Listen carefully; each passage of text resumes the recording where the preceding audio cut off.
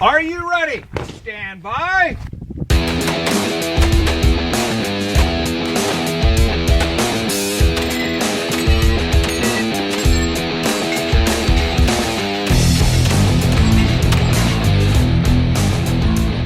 Welcome to the Three Gun Show, brought to you by Armalite Rifles, LAG Tactical, and Breda Shotguns. I'm your host, Dave Hartman. My guest this week is Team Breda and Team HK shooter Sean Burrows. And in his personal life, Sean is a marketing consultant for mid-sized corporations, startups, and venture capital firms. If you're new here, the Three Gun Show is a weekly podcast that is all about practical shooting. I shot my first three-gun match in 2011 and completely fell in love with it. Since then, I've shot USPSA, practical shotgun, two-gun, and PCC matches. I even have rimfire and precision matches on the schedule for 2018, but I always come back to three-gun as it is a sport I am most passionate about. The Three Gun Show is my way of giving back and introducing new people to the sport while sharing the hard-earned knowledge of world-class shooters. There are over 180 hours of interviews with top competitors across a multitude of disciplines.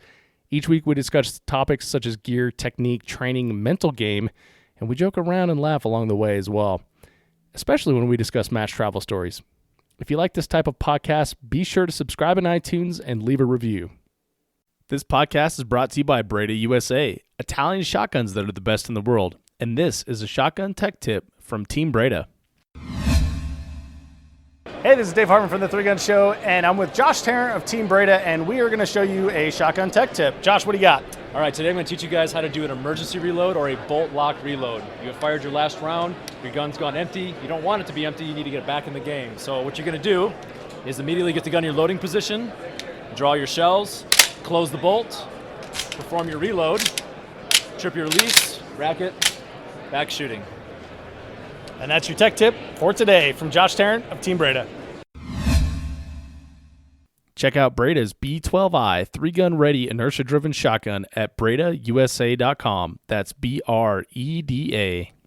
This podcast is also brought to you by LAG Tactical. I've been using LAG mag pouches and holsters for years, ever since James Casanova introduced me to their Nova holsters and their first-generation competition mag pouches. They have a new design for mag pouches out now in the MCS, the modular carry system, which features a two-piece design and fits a wide variety of pistol mags as well as different brands of AR mags.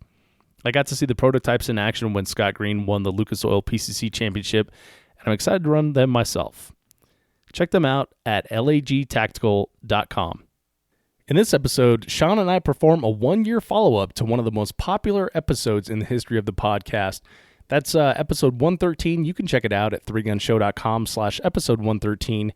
And we cover what's been working for brand ambassadors on digital marketing channels like YouTube, Instagram, and Facebook, who's been killing it, and what to focus on for 2018. These kind of topics can make you more valuable as a sponsored shooter or a potential sponsored shooter, so enjoy this one with Sean Burrows. Sean, welcome back to the Three Gun Show. Good to be here, Dave. It's good to have you, man. So we're in the exact same spot we were last year at SHOT Show, and we are down one person. Ruben's over there doing business, doing deals in the Vortex Optics booth, and we're here today to do like a recap of the podcast that we recorded last year at SHOT Show. And for those not familiar with it, there should be very few, because it's actually the second most popular podcast that's ever been on the Three Gun Show. Downloaded many thousands of times, over 10,000. It was the first one that had 5 digits.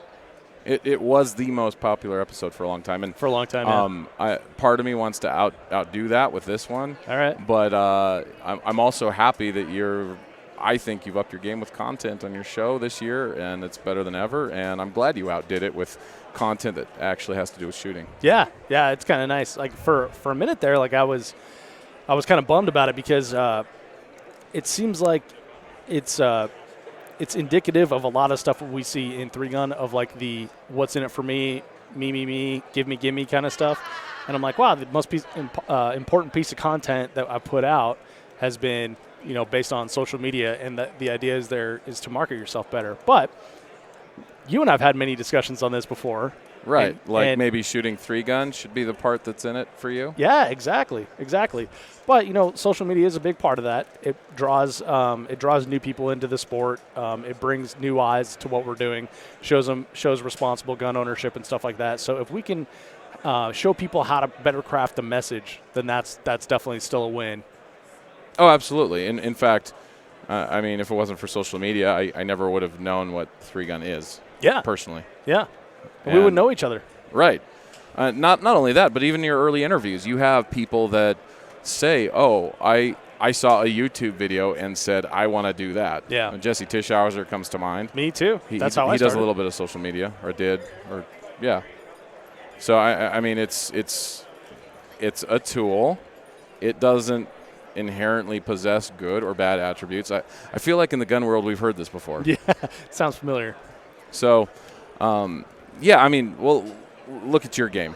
I remember the conversation we had about Dave. You should do stories, and Instagram stories. Do you remember what you did to protest Instagram stories? No, I don't. I don't want to work that hard to produce a piece of content that's just going to disappear in 24 hours. Yeah.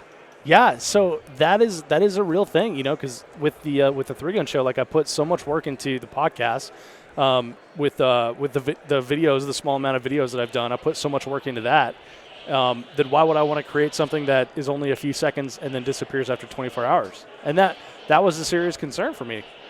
And so let's talk about stories. I guess it's jumping the gun a little bit, but I had this conversation with Mo Shaw 2-3 weeks ago. Mm-hmm. We were talking about it, and he had the same concern. He didn't want to put a whole bunch of work into stories in order to just have it disappear. Right. That just seems like a lot of work. And so and I think that's a natural thought to have. Right. Well, I gave the example then, what's the point of live fire practice? I don't want to shoot all that ammo that's not at a match, because then I'm just wasting ammo that's not going to, put holes in paper that counts and knock down steel while on the clock. Right. And I think you're getting at this, but that is the perfect analogy, because it gave me more confidence in doing videos, in doing other sort of content. Because it's like you said, it's like live fire practice.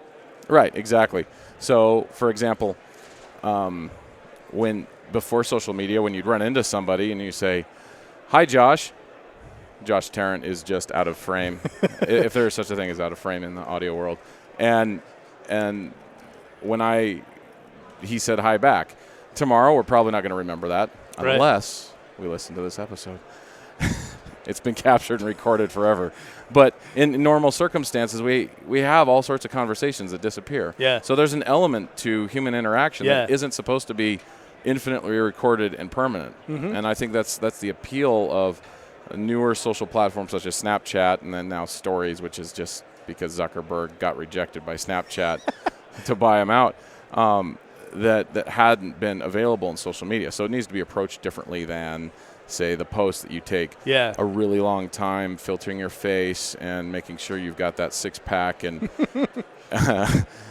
while posing for your gun and your bikini. And it's meant to be a different kind of content that do you remember how I justified Stories to you? No, I don't.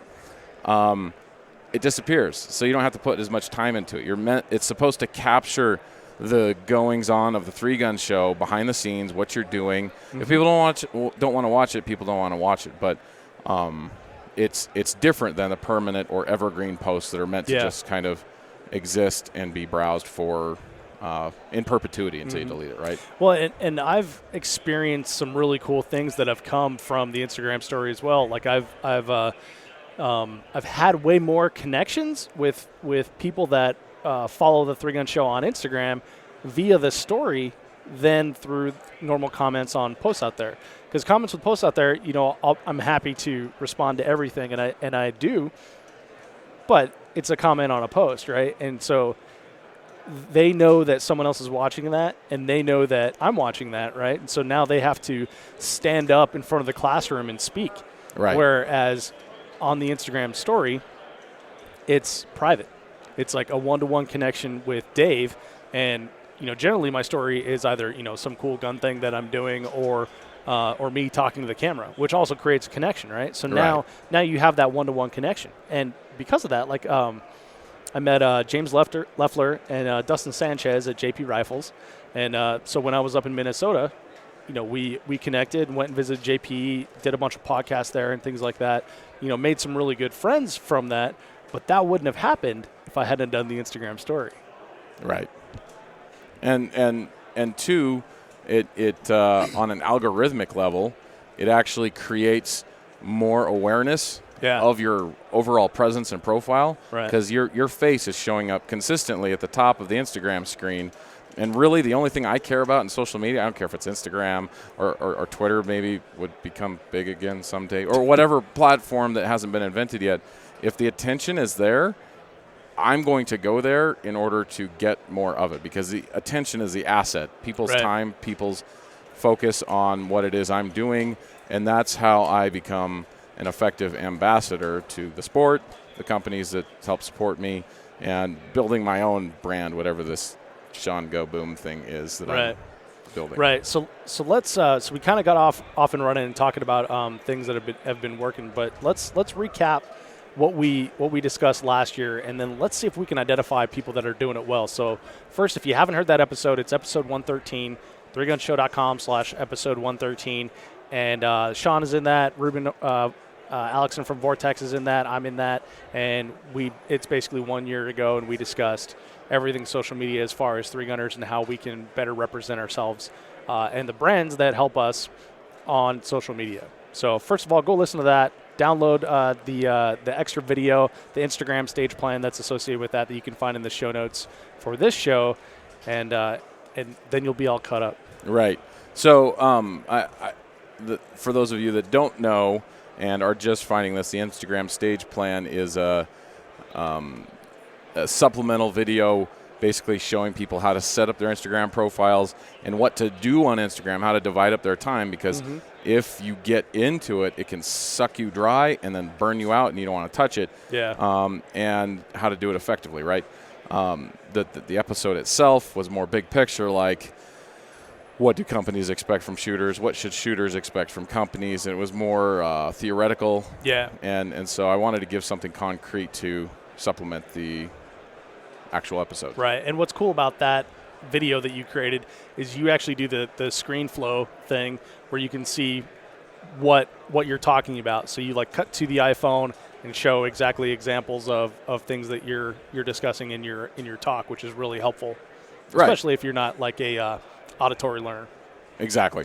And the visual, you go here, then you do this, then you do that, is really helpful. Also, if you're not an auditory learner, you're probably not listening to this podcast. It's quite possible. It's quite possible, Dave. Good point. All right. So what are some things that that you've seen people doing that, like, oh, that person definitely listened to? Because, again, so many people listen to that podcast. Several hundred people opted into the email list to get the video. And it's fun watching the names of people that have opted into that, because you're like, okay, these people get it. These people want to be high performers. So what have you seen from the community that you can directly attribute to the content we put out last year? Well, as it rolled out, I saw an immediate influx of people direct messaging me saying, thanks, that was really helpful. Don't know what was really helpful for most of them, but I'm grateful they're grateful. And then the people that went to the trouble to actually watch the 12-minute video or whatever it is on all the how-tos, they reached out to me and like, hey, I've been doing exactly what you said, and it's working. Some people, like, I hit 1,000 followers for the first time, and then other people are like, look, I set up my profile just like you said, or and so there was. Well, it's like three gun. There's all various levels, right? Well, yeah, there was a lot of motivation. Like, I saw Keith Garcia do a drill. I'm going to dry fire for one whole day, right? And then there's the drop off.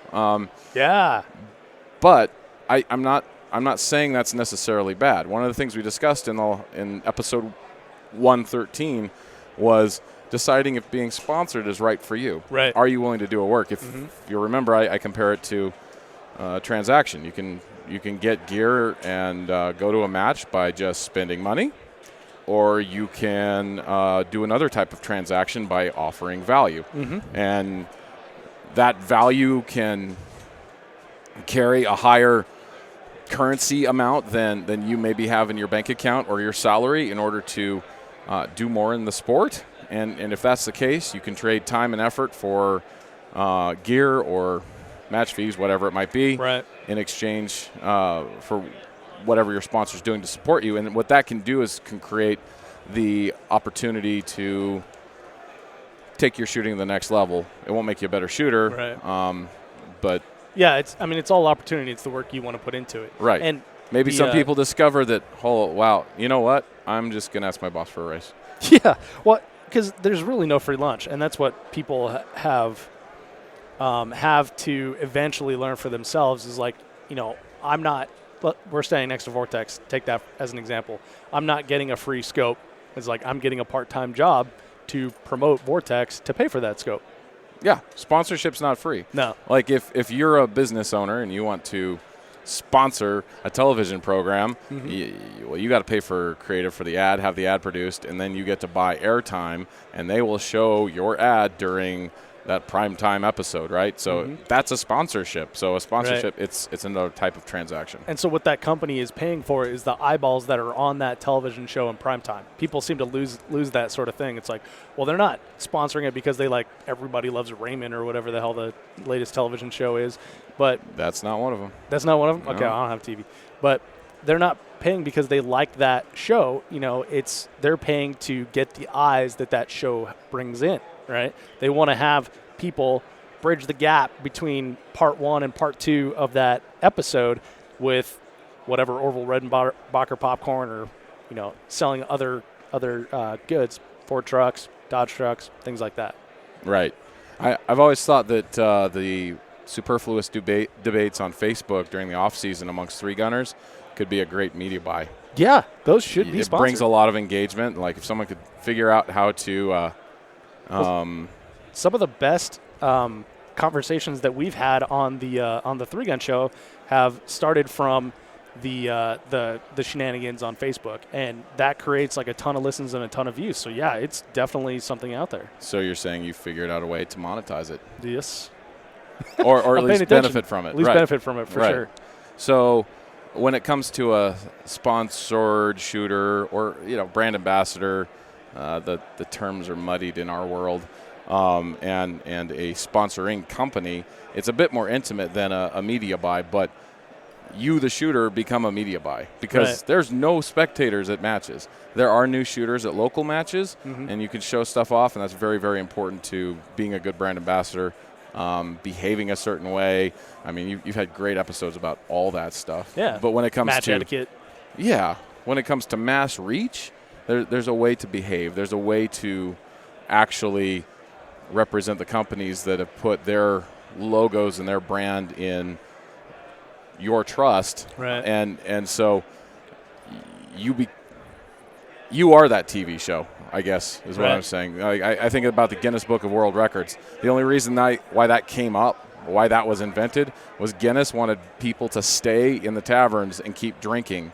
And so they gave them something to talk about, so they'd order another drink. Nice. That was the whole point of the Guinness Book of World Records.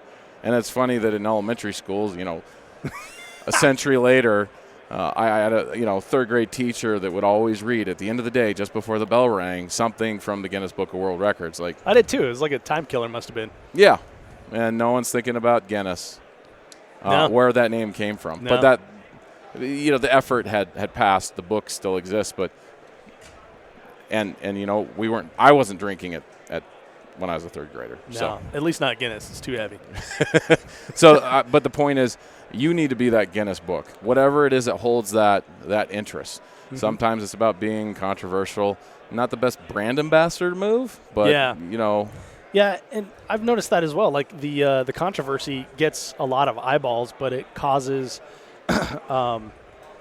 companies to shy away, and as does I guess Blue Comedy for whatever reason. Like, for the first year and a half of the podcast, we were completely clean. Like I would remove any swear words whatsoever. But now kind of let loose a little bit with that. We No don't. shit. Yeah, exactly. Well, I don't let it go to excess, but if someone drops a singular F-bomb or a singular shit in a podcast, it's not that big of a deal anymore. But I've found through feedback from people that are in the industry that do listen to the show that if we get off the rails a little bit too much and we kind of talk like we do when we're on the range, then it's like, hey, you need to reel it in a little bit. You got junior shooters that listen to this. Yeah, and we have junior shooters and ladies that listen to this. Granted, if I wanted to cater to the largest segment of listeners to the 3-Gun Show, I would cater to the 92% that are males between 25 and 50. Right. Right. So, but you have to consider those folks as well as the image that the show portrays. Right. Not to say that ladies can't enjoy a good F-bomb. No, and they do, but I was brought up not to swear in front of ladies. Kind of strayed away from that a little bit, but right. Pray for that, Josh. So, how do you craft like your message on social media, knowing that the world is watching, and then let's talk about some people that are doing it well. Well, as far as content production, the stuff that's going to stick around should require more thought and planning in order to have a strategy. You think of your look and your feel, and you should have almost a graphic design houses always come up with a style guide when they put together a brand for a client. Use this font, use these colors. Here's a hex code for this color. It's very specific. So when they take it to a print house to make swag, signage, whatever, they know what they have to follow. It's a guideline. You don't need to be that strict for your own stuff, but there's a reason why people follow you. If you can kind of figure out what that is or what you think it is, then, kind of stick to it. Like, I'm a 3-gunner. I'm not going to post pictures of my cat. Well, and Unless you're the one cat 3-gun or whatever that is, right? The 3-gun cat guy. You're right. So I've noticed when looking at other Instagram accounts outside of our space that there are exactly the elements that you're talking about, especially when you start following photographers or artists. They definitely have a style all their own, and I don't see a lot of that in the 3-gun space. A lot of in the 3-gun space, even on Instagram, seems to be, and especially the stuff that I do, it seems to be like in the moment and more spontaneous kind of thing, not really curated content. As I've looked at like a ton of Instagram accounts. There's always those lists that come out, people that are killing it on Instagram and everything. If you're in the business sort of aspect of things, you think they'll hear those air quotes I just did? Yep. If you're in the business sort of aspect, you pay attention to that stuff, right? So my business is podcasting and social media. So not only do I read about the latest, HK firearm that's come out, but I also read things. Yeah, dude. Okay. I want to be able to relate to you and talk to you. And you always talk about that stuff that I have no idea what you're talking about. So you call it HK alphabet soup. Exactly. So the Scott Green, everybody, so He's hot so right hot now. right now. So with the curated content, we lost all train of thought because Scott Green's here. No, I'm getting a Scott shoulder massage just so the kids at home know what's going on. All right, focus, baby. So curated content when we so talk. Hot right now. Scott Green is hot right now. When we talk about having that look and that feel to yourself, I can see it in these other accounts, but I struggle with personally like how to create that look and feel. Like, give me some tips. Like, what should I be doing well here? No, this is some of my favorite stuff. So good. Take it and roll with it, baby. As far as classification goes, we talked about creating content for your stories. It just needs to be in the moment. It just needs to be like, this is what I'm doing now. This is the stuff that's going on now. And I'm enjoying that, and it's working. And there's Kerry Palmer. Hey, nice everybody's purpley here. shirt, purple Palmer. Kerry Palmer, for example, actually, all his stuff is purple. His username is Purple Palmer. When he puts on a match in Salt Lake and he sets up his own steel, the back sides of all the targets are spray painted purple. Huh. So that's he has like his a brand. thing. He literally has a brand. He has iPro that's purple tinted. He has purple Kydex mag pouches. Right. Well, and so some of these other Instagram accounts I see, like they have that sort of like a lot of oranges, a lot of whites, a lot of yellows, or a lot of greens. Jay Carrillo, right? His gear. Yeah. And it doesn't mean you need to pick a color, right? No, like I understand, but when talk about like an overall theme, like if you go to someone's Instagram account, like their main page, and you scroll down, the theme, you know, right? like there's some that, even as a male who understands nothing about style, I can see that there is a theme here. Right. Even my wife, Alicia, her shooter page that she's got going is black and white photos, except anything that's red in the photo is the color is maintained. Right. That's a awfully time-consuming process of filtering on Facetune. I would imagine. So, but she takes time. She does it. The content that she posts on her profile is very, very selective, and then she's storing stuff up all the time. She's not worried about the color filter on her stories. Just like, this is what I'm doing. I'm at the range. I got this match going on. I'm at SHOT Show, and she's kind of free from that, the constraints of the more permanent evergreen content to actually create a brand. And so when people find her on her story, she's doing something interesting, they go to look at her profile, oh, it's beautiful. In fact, we just had a meeting that she set up with a company, and the owners absolutely loved her Instagram. They thought, this matches our brand so perfectly. Yeah. We were just looking at this stuff. We wanted to see it, and the lady asked her to be a brand ambassador. It was not something she was soliciting. This lady has no brand ambassador. She has a very successful business, a concealed carry line for women, and now she's working with Can Concealed Carry, I think it's called. And she saw it, and it fit exactly what she was going for, and two women bonded, and my wife's got a brand ambassadorship with a company. This happened less than an hour ago. Right. So the pathway there, so for those that are listening to this, is she's creating engaging content on her stories. She's out there commenting on people's stuff that attract people in. She used her Instagram as a resume, the more permanent, polished stuff. She's producing like one post a week, by the way. This is not some sort of like, I got to post every day. You set that pace, you set that standard, so your audience knows what to expect from you. It's just like with the podcast. Every Wednesday, there's a podcast. Right. She's storing every day. She's doing an evergreen post like once a week. I've noticed the bigger Instagram people have kind of slowed down on their evergreen posts. I haven't, but they have. And it's interesting that there's a big funnel now where you're out there engaging in the world, you're attracting people, and they come and see your nice polished profile. So that is the way to go. Content that's compelling and is evergreen. I keep saying that because it's not like Instagram posts used to be like, here's a selfie of me, here's my lunch.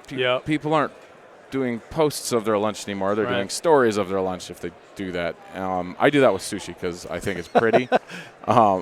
It's edible art. So as far as frequency, there, and you said, a lot of people are slowing down some of the bigger accounts.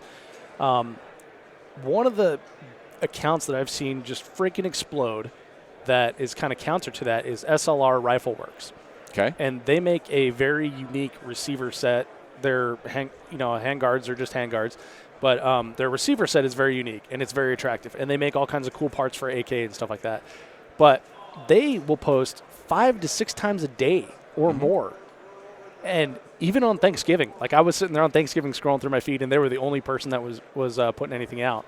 And that's why they do it at that time. Yeah. You're going to see it and get either overwhelmed and unfollow them, or it's such good content that you're going to go and engage. Yeah, and I want to say like in the last year or so, they've increased like 20-some thousand followers, but they're putting out almost hourly content, throughout the workday of very attractive pictures that are not iPhone pictures, and they do have that style of like super close up on the details, maybe like a industrial kind of background and stuff like that. So that's one way to do it. The problem with that is usually the time constraints that most individuals have. For sure. The other types of profiles. Where do you get that many photos? Well, the other types of profiles that I see do that are the ones that just curate and syndicate other people's stuff. yeah. So like HK for example, there are HK fanboy sites. They'll just find anybody that's posted a picture of a VP9 or an MP5, and they'll just post if it's pretty, and they grow big. They become. In fact, I was meeting with the owner of 2A Media at a club last night, and we were talking, and he's a media buy now. He owns dozens of Instagram accounts around certain niches in the 2A space, and then companies can come to him, and within those repost things, they'll slide in a picture of whatever company's paying. And so it's just like selling ad space on a TV show. And I've seen a lot of meme pages do that too. Yep. You know? That's my favorite thing about Instagram is the lulls. But so then I guess if let's break this down to like listeners, three gun listeners. What is the path to creating a style?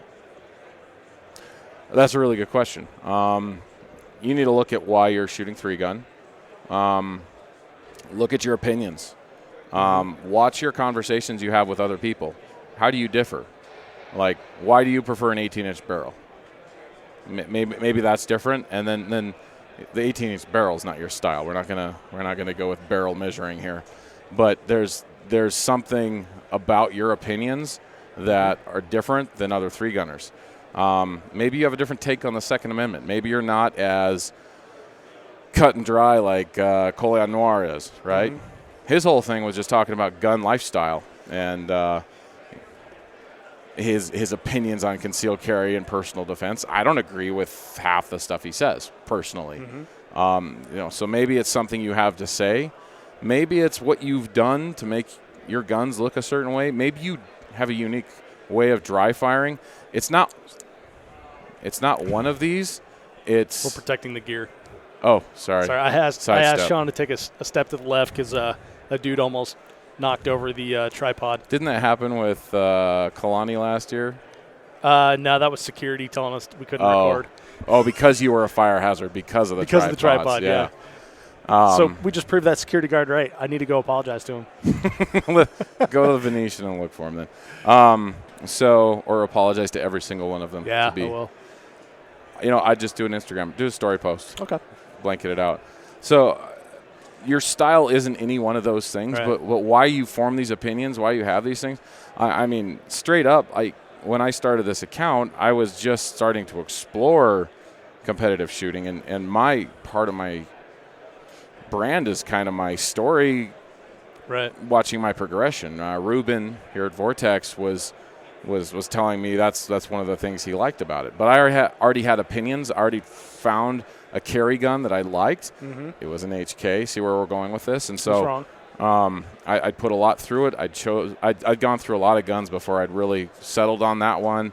Sold the other ones that I didn't really shoot anymore. And when I started to compete, I thought, well, I'm going to go with something that I know is dependable. And that's where I kind of started. And there aren't a lot of 3-gunners running HKs, and so that became at least a visually topical, stylistic differentiation. And you're known as the HK guy. Yeah, well, Derek Giddings is Mr. HK, but that's another story. Well, so what you're saying and the example you use with Colion Noir are examples of I have preferences and I have opinions, right? And I find that is rare in the 3-gun space because many people are more concerned about upsetting sponsors or rocking the boat, upsetting match directors, upsetting their fellow shooters, than they are about having an opinion. And I'll give you a good example. Daniel Jurasic was on the podcast recently, and it's been, bar none, the most popular episode based on the back channel text messages, Facebook messages, and Instagram messages, everything I've got. I love that episode. It's great because Daniel's like, oh, here's my opinions. And he didn't sugarcoat it. He didn't water it down. He didn't say, well, some people might think. He's like, this is what I think. And that is what people like. If you try to please everyone, you will please no one. And Daniel didn't try to please anyone. He just said, this is what I think. And so many people have, again, text messaged me, sent me messages on Facebook, emails, like Daniel was spot on. And I tell them, like, hey, can you comment on the Facebook post for this, or can you comment on the Instagram post for this? And they're like, no, I can't say that in public. And it's just amazing how can't or won't, scared, exact, fear of loss. Scared is what it is. They're afraid that, Johnny Fab Holster Company will drop them if they're like, yes, I agree with Daniel. And Daniel didn't say anything super controversial. He just talked about his preferences in the sport. Right. But it's okay but where's the guy to find another Kydex holster company? Yeah. Where could they possibly be? And I mean, there I am with my opinions. That's a great joke, but you're going off on a tangent. So focus.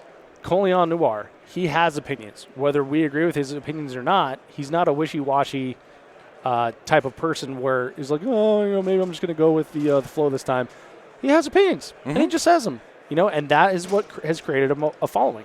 So how then, knowing that, do we translate that into our social media message?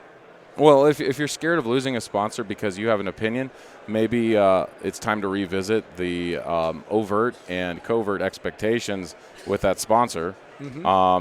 What kind of relationship do you have with them? Because it doesn't sound like a very good relationship. No. I know with my wife that I share my opinions all the time. And then she shares her opinions. And then when the voice volume comes down, we're happy.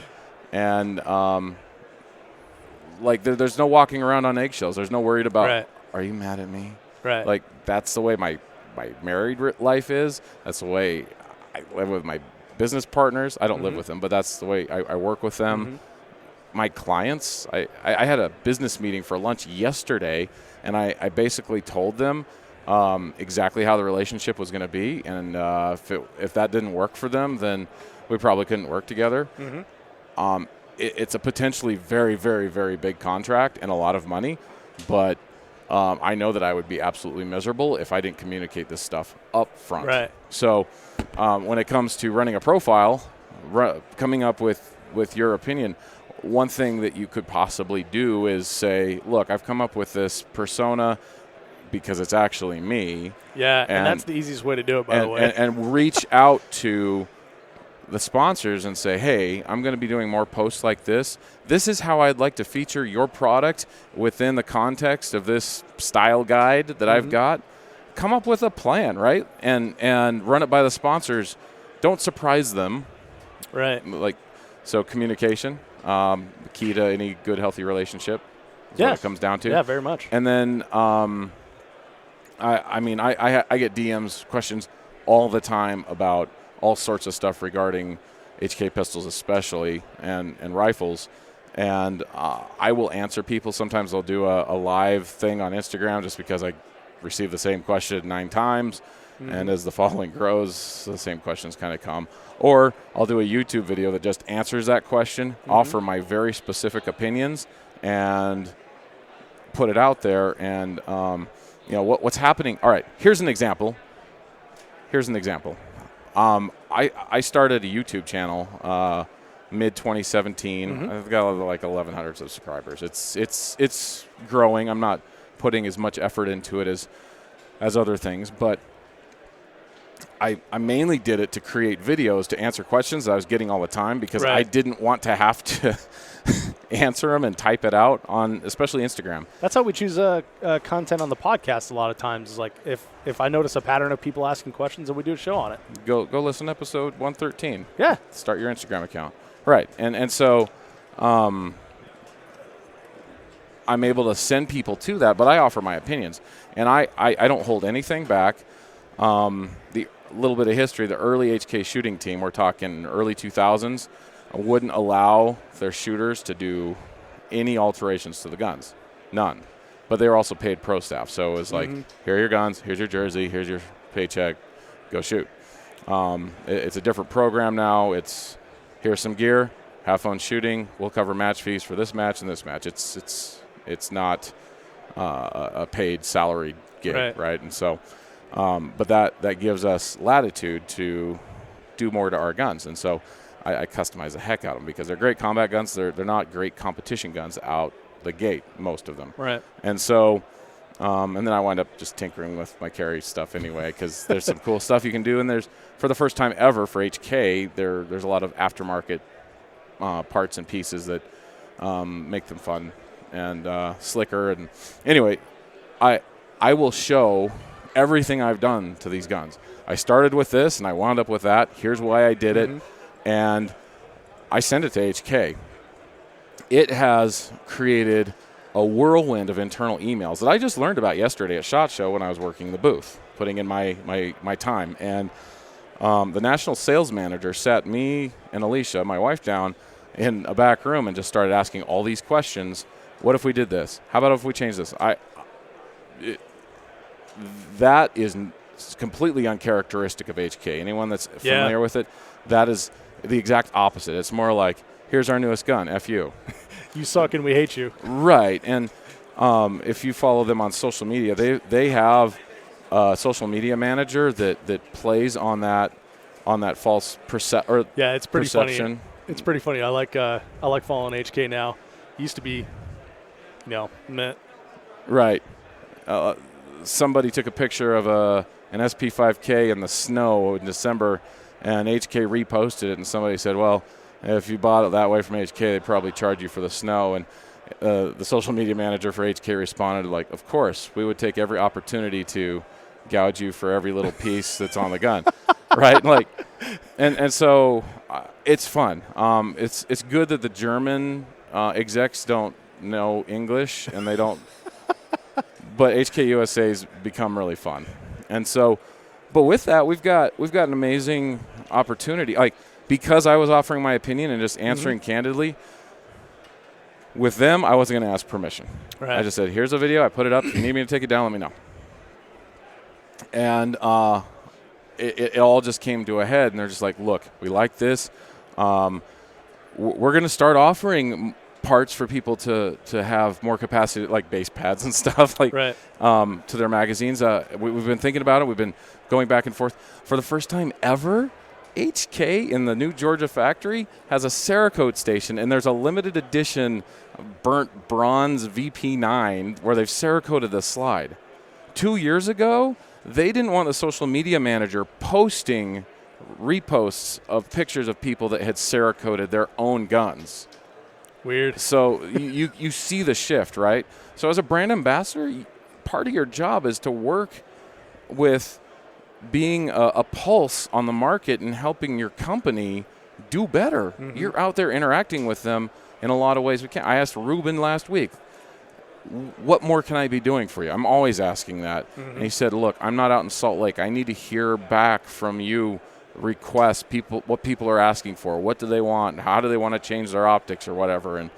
And so that's the one thing he asked from me. Everything else, you're doing great, Sean. We love you, blah, blah, blah. So when it comes back to like building your brand, kind of bringing it down to this particular subtopic, one, don't be scared, right? Like, oh no, you lost a gun lube sponsor. Right. Like, well, good thing they gave you a decade's worth of gun. Right. Like, you can't be so scared. Like, you don't get scared to it's like when you first learned to shoot 3-gun. Remember when you were too scared to run with a gun? Yeah. I do remember that. Well, Nothing happened, though. And I would say that, like you were saying, communication and expectations up front. Be an adult. Yeah. Being an adult, I was concerned, when I started about, super polished image and stuff like that. And that was the image that I started with. And it took me a while to find my voice and allow myself to joke with people and make fart jokes and things like that on the podcast. I'd say you developed it. You found some things and you've developed it. I've always been big because you got, sure. Yeah, but you've also found things that work. You get feedback. You get endorphins. I'm going to do that again. Yeah, well, yeah, and it's great. Like, people identify with me better when it's my personality versus when it's, I'm holding back that's what she said joke or something. But but what I've found is that and maybe I'm very fortunate to work with great people, but the companies that have chosen to work with the 3-Gun Show and vice versa allow me that latitude. They don't, monitor the bat channels and like, hey, Dave, you need to quit this. You need to quit this. You need to quit this. So, I do get positive feedback from a lot of the companies I work with, And they tell you what they like about what you're doing. We like this, and we like this, we like this. And then I use the positive feedback as like, okay, well, they must not have liked that, Right. So earlier I said that, I've gotten feedback of like, okay, well, you strayed a little bit too far in these jokes here. Cool. Now I know not to do that. Right. That sort of thing. But it's like, in all reality, that is probably, not something I would want my grandma to hear anyway. So. To quote James Franco from the movie Why Him? Oh, shit. You don't say fuck.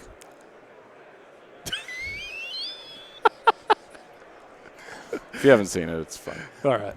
I trust you. One really good case study of what I've seen works with all these principles we've discussing is Josh Tarrant. Yes. Josh has been putting out a ton of social. He's chosen Instagram as his primary platform.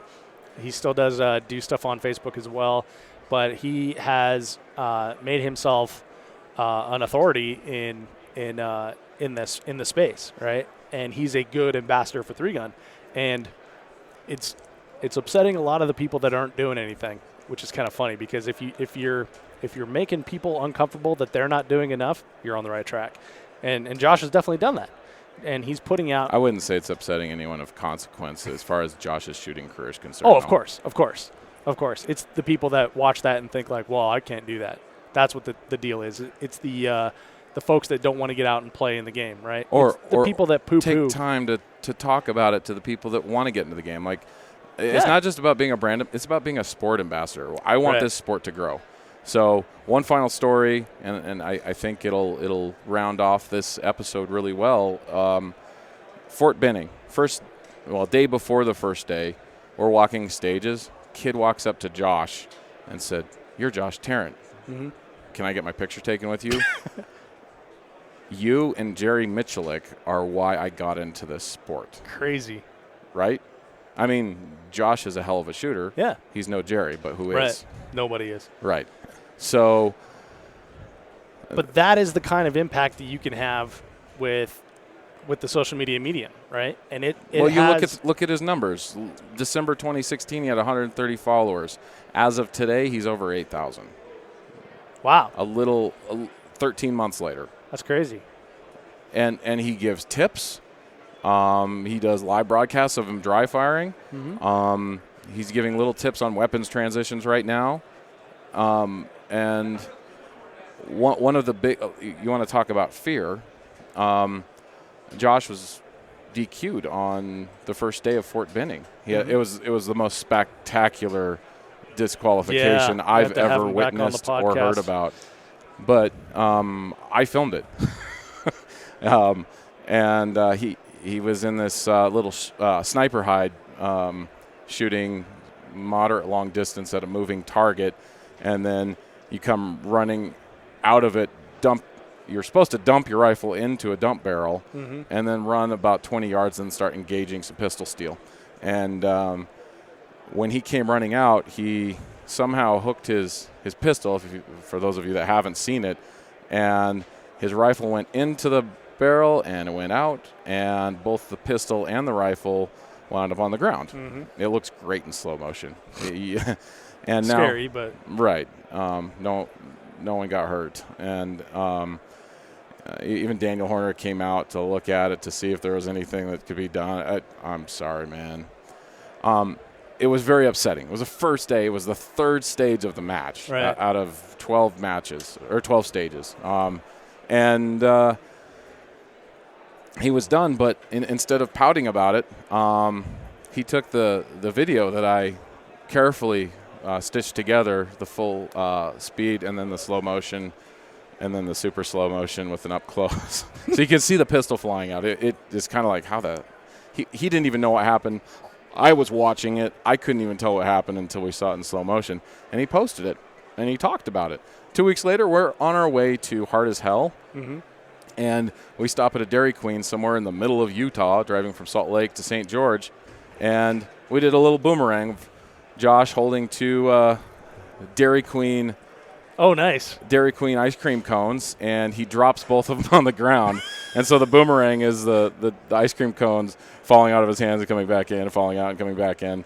You know, it was a story. Yeah, that part disappeared. Right. And so Josh's ability to be open about it. Oh, he brought a couple critics, but 99-1 had a lot of people that follow Josh, look up to Josh, and a lot of his peers say, wow, man, thanks for being open about this. It was devastating to him. Like, you could tell it bothers him. Yeah, even when I still spoke to him on the phone it. just a couple hours after it happened, and he was very upset about it. But you know, the thing is, like, it shows that authenticity. It shows Josh as a person. Josh is human, and look, if this can happen to Josh, someone that you admire, someone who you come to every day for his tips and his tricks and things like that on his Instagram channel, it can happen to you. Let's see what we can learn from it. Not only that, but you look at the cost of what it takes to even get to one of those major matches. $1,500, $2,000, depending on how you're living life while you're there, and you know, everyone gets DQ'd. It's easy to talk to someone about how to start learning how to quad load.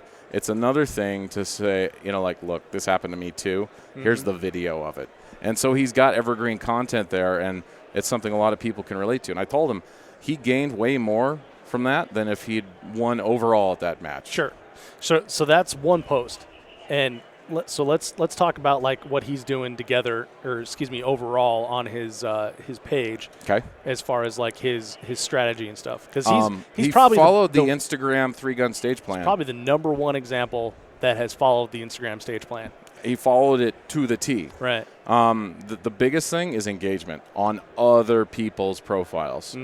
And liking and commenting outside of your own little world. That was the number one comment that I got from people who listened to and downloaded the stage plan, is they didn't realize I should leave my page.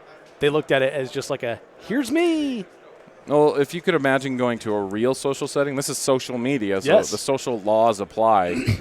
But if you were to actually go to a party and everyone was just yakking about themselves to no one in particular, it sounds like a weird sci-fi movie or a Twilight Zone episode. But that is exactly what a lot of Instagram is, you know, but those are the people that are doing it wrong. Those are the people who have the small followings and are not. But making that engagement. 2 extra seconds to say, wow, that was a great run. That is the craziest looking 2011 I've ever seen. How's the trigger on that thing? Whatever it is, answering, and then people. I mean, I say it in the video. I think I say it in the freaking 113th episode. People don't care how much you know until they know how much you care. It's true. And that's how you show you care. I mean, this isn't some sentimental thing. This is just, hi, I'm a decent human being. Yeah. What you do, I find interesting. Right. We are both gun likers. I will like it with a heart and comment. I mean, it's really that simple. Yeah, exactly. He just did it in volume a lot every day. He spent, I would say, 80-20. 20% content creation, 80% listening and replying to other people's stuff on their own page. But then the other element is, if you have a voice and if you have an opinion that matches what you've been doing, then when they go to your profile and they see like, wow, what he's talking about actually makes sense. And then the other thing is collaboration. So he has no qualms about shouting out and drawing attention to other shooters and reposting their stuff and saying, hey, take a look at so-and-so, did a great run here. And so that it's just a sense of community. Yeah. Being social, if you will. Being social, yeah. And that, man, that's something I see so often in adjacent spaces. Like, the best example you and I always talk about is the fitness space, because there's so many people there that are doing amazing things and they're doing it right. But they always do the shout out to so-and-so, the shout out to this person over there. And like you said, there's hey, you know, if you like stuff that I'm doing, check out this guy. This guy's doing other cool stuff, like our buddy Scott Green that we were talking about earlier. Scott's freaking hot right now. Yeah. Jeez. Yeah. So I see it with I see it with a lot of people who get it. They're like, hey, you should go follow Scott Green. Like, this guy is someone to look at.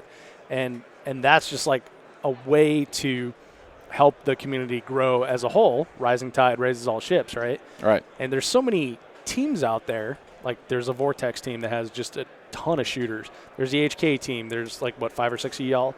There's 8. Used to be the most of them are Cobalt production guys. And no one cares about that. No, I'm kidding. There used to be, like, the Cobalt Connect shooting team. And the Cobalt Connect shooting team, Keith and Rick and Kalani and Nick, they did a very good job of that, too, because they had, like, their 4 individual accounts, and then they would promote stuff also on their shooting team account. And there's that, like, multiple reaches and cross-pollination of audiences, and I think there's, like, a lot of potential for that in our little 3-gun space. There is. Like, even, like, people that don't shoot any of the same stuff or run any of the same gear I do, I'll shout out if it's a good run because we both shoot 3-gun. Hey, guys, you need to go follow whomever because look at this. That's why. Right. Yeah, and I'm not saying that you should follow or you should shout out someone just because you shoot with the same holster or whatever. But what I'm saying is that together you can be more than you are alone. Insane. That was great. Write that down. We record it. We don't have to. You get what I'm saying? I totally agree. That was a really good way of putting it. That's why instead of expressing my true feelings, I made a joke about it. All right. I'm trying to be more open. Jesus.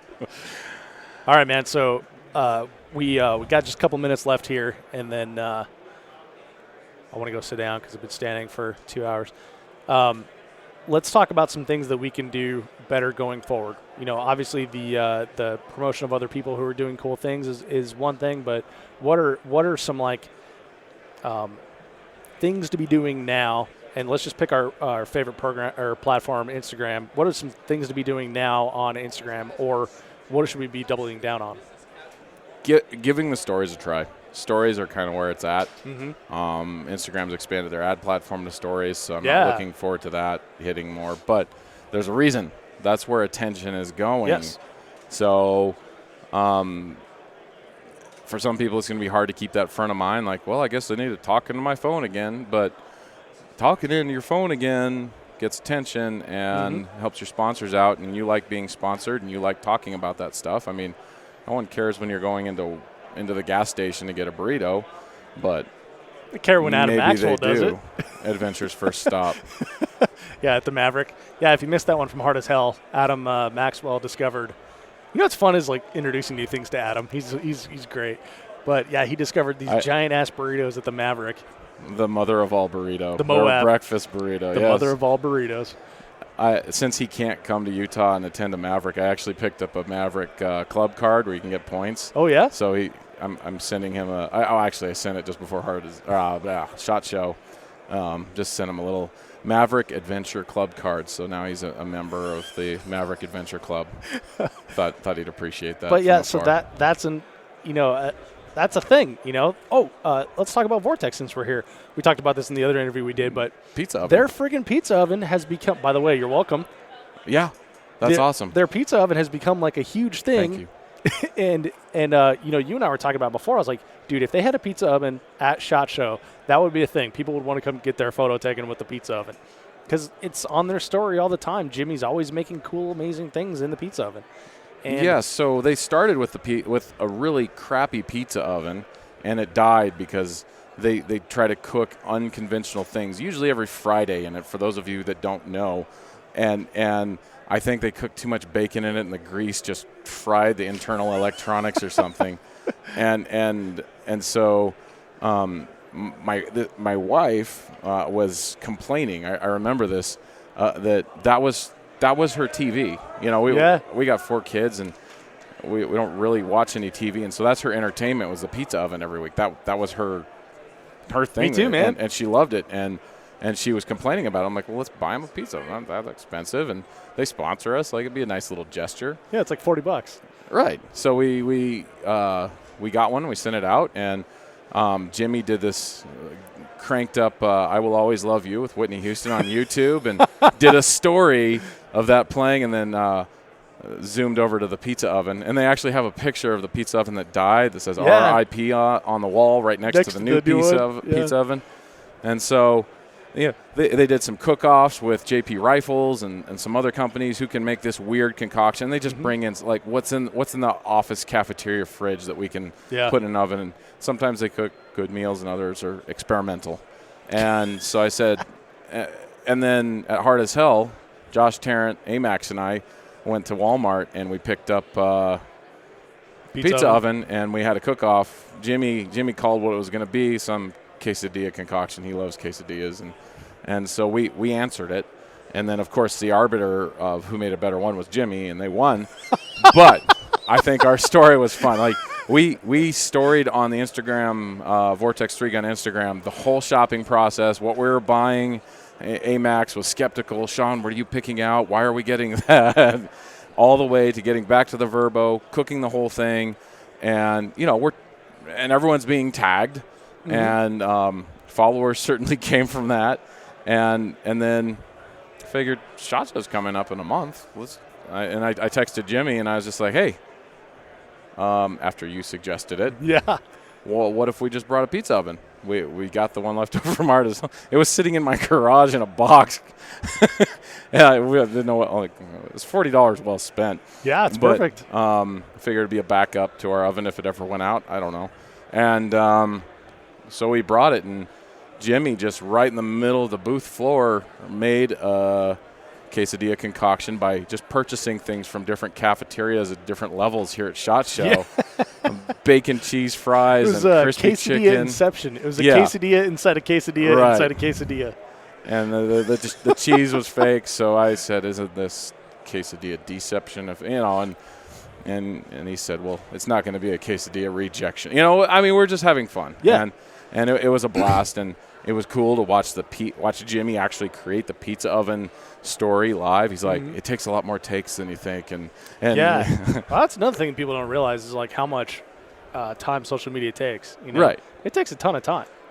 But it has taken off. It's made Vortex personable and approachable. Yeah. It has given them something that they can relate to their customers about, that otherwise they would be a cold, hard, institutional corporate entity. Right. And now there's people that are there, and they eat food. And if you've ever met anybody that works for Vortex, they're the nicest people. It's just like on social media. Jimmy is being Jimmy. Yeah. Jimmy's the same dude, whether he's got an Instagram story on him or not. Right. Yeah. And they've expanded that to their YouTube channel. They're doing longer form content. But what we're seeing here is this massive collaboration. And when we bought the initial pizza oven, I actually bought it without telling my wife, and that was something that was important to her. Why'd you get him a nicer one? I found a nice one on Amazon. I got him like a 3-year warranty, so if it breaks and they destroy it, they have 3 years to just like get it replaced. It was like $5 extra, right? And she thought that we should get a crappy one, and she actually found the exact crappy one they had. Oh, no kidding! And it was like $20. I'm like, I thought we should get them something nicer. They can do more stuff. And so we had a real conversation about it. But then we decided, like the next day, we were driving to my sister's wedding in Reno from Salt Lake, and so we had a long road trip, and so we turned it into a fake argument between her Instagram and my Instagram, tagging Vortex, and Vortex interacted with it, and so it cross-pollinated a lot of things. And we made jokes about the fact that we were going to Berkeley, and we're on our way through Reno, and we couldn't shoot, and we tied it all back into the lifestyle that our profiles surround. And this is quesadillas and pizza ovens. So thinking outside of the box, not just being opinionated, being a human, that's another really important thing. Well, okay, so double down on the stories is what I'm hearing. Yeah. Don't not do anything else, but I would be more selective about the evergreen content on your just regular Instagram posts. Double down on the stories. You don't need to do one every day, but maybe you're doing stories every Saturday when you're going to matches. Yeah. When you're cleaning guns, when you're dry firing. Man. Here's another person that's really doing it good is Ben McPugh. Oh, jeez. Ben McNew. His Instagram handle is Ben McPugh. He's freaking hilarious. And some of the stuff that he sends in Snapchat is hilarious. Like, you think you think he's funny on Instagram. Snapchat's amazing. But him and his buddy, I forgot what his buddy's name is. Sorry, buddy. But they did a driving to the match, like they called it a podcast, but obviously it's an Instagram story Talking thing. While driving or something like that. that. Like every 15 seconds, they have blah, blah, blah, blah, and they're just going back and forth. And it was so freaking funny. And the other funny part is they actually missed their turn because they were screwing around with the Instagram. Sounds safe. Yeah, exactly. But it was hilarious, and it was relatable. And Ben's a dude that I met and I shot with, and that is exactly Ben. It's exactly his personality, and he's letting that shine out. And for me, as one of his friends, it's cool to like. Okay, well now I don't really miss my friend that much because I can see him screwing around on Instagram, and then it shows all these other people how much fun even the part of going to a match is. It's not just the about the shooting. It's 98% of what we do is resetting and having fun and just BSing like that. It's about showing a lifestyle. You're illustrating. It is a lifestyle. And if it's just like, here's a picture of my guns, here's me shooting real fast, here's a picture of my guns, here's me. Right. There's enough of that already. Right. So, yeah, adding your own style. I think we've hammered that home pretty for sure. well. All right. Well, Sean, add our own style, double down on the Instagram. I think that's pretty much the big takeaways from the podcast here. I think so. If you have any other questions, DM me, sean.go.boom. There you go. And as always, thanks for listening to the show. And Sean, man, thanks for being on the show. Thanks for taking the time out from shot to stand here in the middle here and have all these people staring at us. My pleasure. Who's that? Should we talk to that guy? He looks important. I got a Scott Green back rub. I'm not. Thanks for being on the show, Sean. Thanks, Dave. Hey, before you take off, check out the show notes at 3gunshow.com for links to things that we discussed in the podcast. You can also sign up on Patreon as a 3Gun Show supporter or purchase 3Gun Show apparel. This podcast is also brought to you by Armalite. Through Armalite, I am able to get special pricing for listeners on their line of 3-gun rifles. They have a 13.5 and an 18-inch model, both with Armalite's patented tunable comp, Timney triggers, Luth AR stocks, and they're ready to go right out of the box. If you're more of a build-your-own rifle kind of person, I have a few of their competition handguards left in 12-inch and 15-inch sizes as well. So when you're in the market for a rifle or components to build your own, just email me, dave@3gunshow.com, and I will hook you up. Anytime you see me on the range, you can check out my rifle. I'm currently rocking the 13.5-inch Shorty 3-gun rifle with a Vortex Optics Viper PST 1-6 on it, which I'm really enjoying. Quick reminder that if you enjoyed this episode of the podcast, subscribe in iTunes, Google Play, Podcast Addict, or wherever you get your podcast content, so you will always get the very latest. Thank you so much for downloading, listening, and subscribing to the show. I'm Dave Hartman, and I'll see you on the range.